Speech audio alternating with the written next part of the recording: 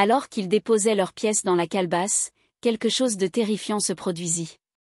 Pendant une fraction de seconde, le petit garçon disparut, laissant place à une silhouette sombre avec des yeux rouges flamboyants. Était-ce une illusion collective, ou une réalité troublante? Dans le paisible village de Cantoro, niché dans une vallée luxuriante, l'agriculture était bien plus qu'un mode de vie. C'était une identité collective. Les chants des fermiers au lever du soleil, les éclats de rire des enfants jouant entre les champs, et l'odeur des plats cuisinés à base de légumes frais créaient une harmonie unique. Mais parmi les habitants de Cantoro, un homme rompait avec cette dynamique. Nyanzi, un jeune homme dans la force de l'âge, refusait de participer à cet effort collectif. Il était considéré comme une énigme, un paresseux ambitieux, si cela pouvait exister. Chaque matin, la mère de Nyanzi, Mama Abena, tentait de le réveiller avant l'aube. Ce jour-là, son ton était plus urgent. « Nyanzi, lève-toi. Le soleil est déjà haut. Est-ce ainsi que tu comptes vivre ta vie ?» Allongé sur son matelas de paille, Nyanzi soupira profondément. « Mama, pourquoi me harceler ? La terre n'est pas ma destinée. » Abena, tenant un panier d'igname à l'entrée, le regarda avec désespoir. « Ta destinée ? Tu n'arriveras à rien sans travail, Nyanzi. Même Obazi, ton ami d'enfance, a compris cela. » Mais à ces mots, Nyanzi éclata de rire. « Obazi ? Celui qui se lève à 4 heures du matin pour creuser la terre comme un esclave ? Très peu pour moi, Mama. » Ce dialogue quotidien érodait lentement le lien entre mère et fils. Tandis qu'Abena s'éloignait, le cœur lourd, Nyanzi se dirigeait vers la place centrale. Sous le grand manguier, il rejoignit un groupe d'anciens du village jouant aux échecs. Baba Kwaku, l'un des aînés, observa le jeune homme déplacer une pièce sur l'échiquier. « Nyanzi, la vie n'est pas un jeu d'échecs. Quels sont tes projets ?» Nyanzi, feignant une réflexion profonde, répondit. « J'ai de grands projets, Baba. Le commerce. Acheter et vendre pour devenir riche rapidement. » Kwaku hocha la tête. « Rien de bon ne vient rapidement, mon garçon.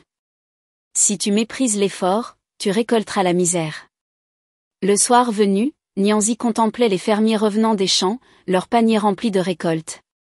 Une idée germa dans son esprit.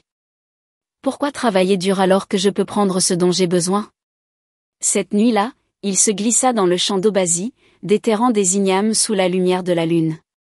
Chaque vol était plus audacieux que le précédent, et pendant des semaines, il échappa à toute suspicion. Mais les fermiers commencèrent à remarquer les disparitions. Lors d'une réunion sur la place centrale, Elder Okoro, le chef du village, frappa de son bâton pour obtenir le silence. « Il y a un voleur parmi nous. Nous devons agir avant que nos récoltes ne soient épuisées. » Obazi proposa une solution. « Mon père m'a appris à fabriquer des pièges. Ils attraperont le voleur sans lui causer de mal. » Cette nuit-là, des pièges furent installés dans plusieurs champs.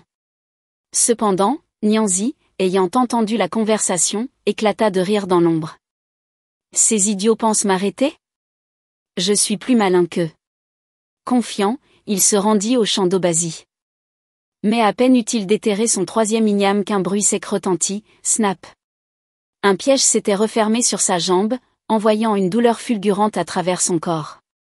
Hurlant, il attira l'attention des fermiers, qui accoururent en brandissant des lanternes. Lorsqu'ils découvrirent Nyanzi, leur colère était palpable. « Et toi ? Le fils de Mama Abena ? Tu es le voleur. » Humilié, Nyanzi fut traîné à travers les rues, sous les moqueries des villageois. Les enfants chantaient des chansons de honte, et même sa mère, debout devant leur maison, ne put cacher ses larmes. Cette nuit-là, Nyanzi annonça son départ. « Maman, je vais à la ville. Je reviendrai riche, et tout le monde oubliera cette humiliation. » Abena secoua la tête. « Fuir ne changera rien, Nyanzi.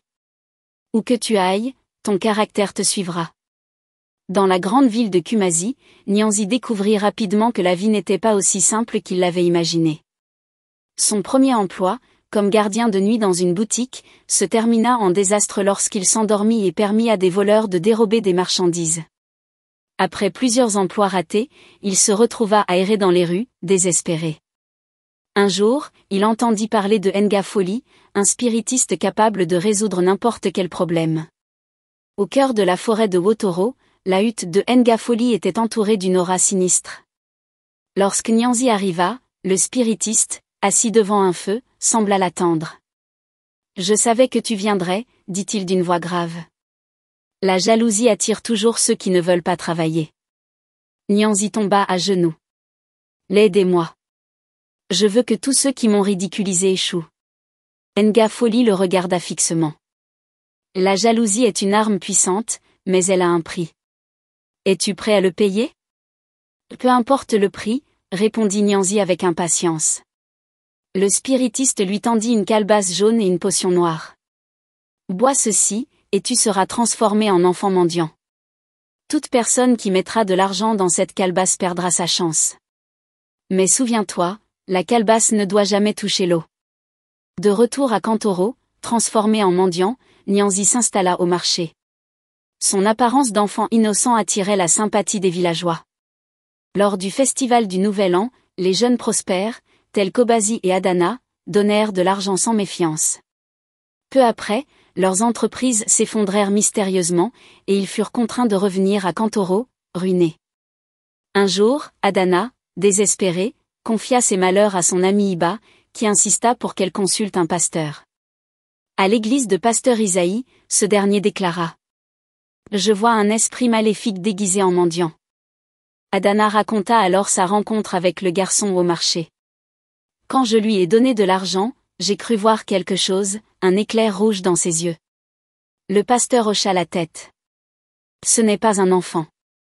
Nous devons aller dans votre village immédiatement. » De retour à Kantoro, le pasteur rassembla les villageois pour une prière collective. Alors qu'ils invoquaient la justice divine, des nuages sombres enveloppèrent le ciel. Une pluie torrentielle s'abattit. Au marché, Nyanzi paniqua. Une goutte de pluie tomba sur la calebasse, qui s'enflamma immédiatement. Sous les regards horrifiés, il retrouva sa forme adulte. « C'est moi !» cria-t-il. « J'ai maudit tout le monde parce que je ne supportais pas leur succès. » Son corps sembla brûler sous un feu invisible. En quelques instants, il ne resta de lui qu'un tas de cendres. Peu après, les bénédictions des villageois furent restaurées. Adana et Obazi reconstruisirent leurs entreprises, et le village retrouva sa prospérité. Lors d'une fête, Adana déclara: « Nous avons appris que la jalousie ne mène qu'à la destruction. L'envie et la jalousie ne construisent rien. La réussite s'obtient par le travail, la persévérance et le respect des autres. »